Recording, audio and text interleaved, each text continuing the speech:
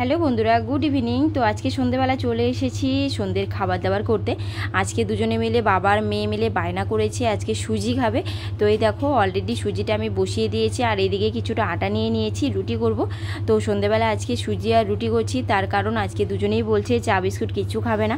রোজ দিন সন্ধেবেলা চা খাওয়া হয়, আজকে বলছে না চা খাবো না, আজকে অন্য কিছু করো। তো অন্য কিছু কি করব, তারপরে মাম বলছে আমার জন্য সুজি করে দাও, আর মামের বাবা বলছে আমার একটু খিদে পেয়ে গেছে, দুপুরবেলা সেরকম কিছু খাওয়া হয়নি, তো আমাকে রুটি করে দাও। তো এই তো চলে এলাম দুজনের বায়না শুনে আমি রুটি আর সুজি করতে।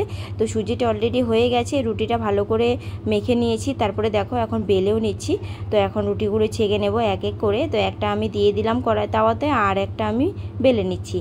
তো এরকম করে মামের জন্য মায়ের বাবার জন্য 2-4টে রুটি করে নেব, বাকি আমি আর খাবো না, যেহেতু আমার আজকে সন্ধেবেলা এতটা খিদে নেই যে সুজি রুটি খাওয়ার মতো। তো আমি আর খাচ্ছি না, ওদের জন্য করে নিচ্ছি। তো এই দেখো এক এক করে রুটিগুলি আমি তাওয়াতে ভেজে নিচ্ছি। তো ভালো করে চেপে নিচ্ছি যেন রুটিগুলো ফুলে ওঠে, কিন্তু আজকে আর রুটিগুলি একদম ফুলে উঠছে না, জানি না কেন কী কারণে। যাই হোক রুটিগুলি বানানো কমপ্লিট হয়ে গেছে। তো এদিকে দেখো মামের জন্য মায়ের বাবার জন্য সুজি বেড়ে নিয়েছি, দুটো বাটিতে সুজি আর রুটি করে নিয়ে গেলাম, আর দুজন খুব আরামসে ফ্যানের হাওয়া খেয়ে খেয়ে বলছে রুটি কি হয়েছে, সুজি কি হয়েছে। তো এই দেখো দেওয়া মাত্রই বাবার মেয়ে কিন্তু ঝামেলা শুরু করে দিয়েছে। তো আজকে খেতে খেতে ব্লগটা শেষ করছি, ভালো লাগলে লাইক কমেন্ট করে দিও, টাটা।